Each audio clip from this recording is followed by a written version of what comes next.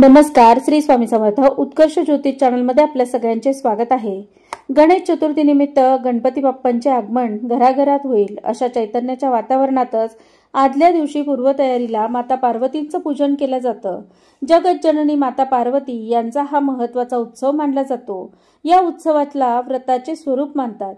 श्री प्रधान असणारे हे व्रत अतिशय महत्त्व प्राप्त केलेले असंच आहे, ज्याला हरतालिका असे म्हटले जाते। या हरतालिका शब्दाची फोड केली तर हरित म्हणजे अरण्य आणि अलिका अर्थातच सखींसह म्हणजेच पार्वती माता सखीसह अरण्यात जातात व भगवान शिवांचे पूजन करतात, म्हणूनच त्याचे नाव हरतालिका असे पडले असावे।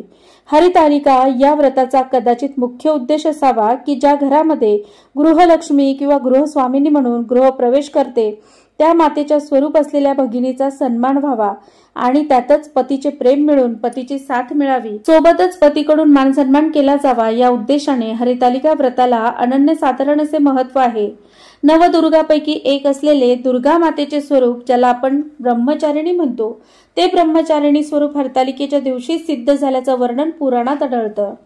भगवान शंकरांना प्राप्त करण्यासाठी जगज्जननी माता पार्वतीने कठोर असे तप व आराधना केली। ज्या कठीण अशा उपासनेने भगवान शिवांना माता पार्वतीने प्राप्त केले, त्या उपासनेची जोड आजपर्यंत कोणी केल्याचे आढळत नाही।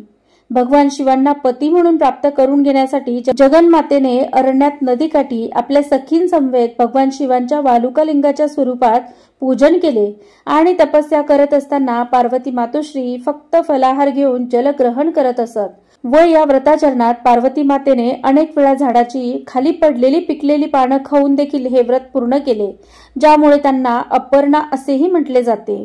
या व्रताची पराकाष्ठा पुढे चालून अशी सांगितली जाते की जगन्मातेने फक्त वायू भक्षण करून हे व्रत केले व त्यानंतर पार्वती मातेने जो श्वास आत घेतला त्या श्वास आत थांबवून ठेवल्याने अंतर्मुख होऊन शिवाराधना सुरू केली। या विश्वाचे मूळ असलेल्या प्रकृती स्वरूप माता पार्वती असल्यामुळे ब्रह्मांडातला प्राणवायू त्यांनी रोखून धरला।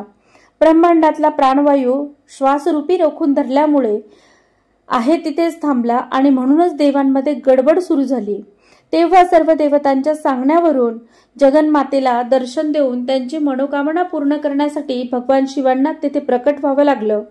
त्यावेळेस भगवान शिवांनी पार्वती मातेला सांगितले, तू माझा आधार आहेस आणि म्हणूनच आज जन्मोजन्मी तुझा पती म्हणून मी आहे आणि तूच माझी शाश्वत पत्नी आहेस। या आशीर्वादाची पूर्तता ज्या दिवशी झाली तो दिवस होता हरतालिकेचा। या हरतालिकेच्या दिवशी पती पत्नींना एकमेकांना समजून घेण्याची जी भावना आहे ती या व्रताच्या निमित्ताने दृढ होते, ज्यामुळे पती पत्नींचे नातेही दृढ होण्यास मदत होते। पतीला सुद्धा आपली पत्नी ही दुसरी तिसरी कोणी नसून आपल्या शक्तीचाच एक स्रोत आहे आणि आपली आधारभूत शक्ती आहे ही भावना यामध्ये बळकट असते आणि पतीची समजून घेण्याची वृत्ती देखील वाढत जाते।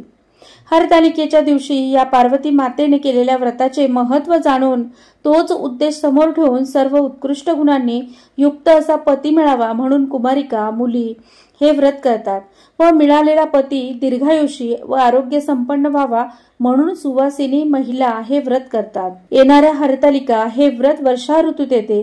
वर्षा ऋतूत वटसावित्री, मंगळागौरी आणि हरतालिका ही व्रत महाराष्ट्रातील सर्व स्त्रियांची अतिशय आवडती व्रत मानली जातात।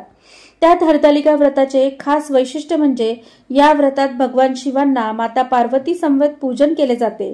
ज्याप्रमाणे पार्वती मातेने व्रत करून शिवांची अर्धांगिनी झाली, अशी दृढ निश्चयी व स्वाभिमानी पतिव्रता पार्वती ही आर्य स्त्रियांचा महान असा आदर्श आहे आणि म्हणूनच तिचे पूजन करून तिच्या पतीला उदंड आयुष्य व आरोग्य मागायचे असते आणि स्वतःचे सौभाग्य अखंड राहण्यासाठी तिची प्रार्थना करायची असते। आजच्या या व्हिडिओमध्ये आपण हरतालिकेच्या व्रतासंबंधी असलेली एक महत्त्वाची बाजू जाणून घेतली। तर मग कसा वाटला व्हिडिओ? व्हिडिओ आवडल्यास लाईक आणि शेअर करा। चॅनलवर नवीन असाल तर चॅनलला सबस्क्राईब करा। धन्यवाद। श्री स्वामी समर्थ।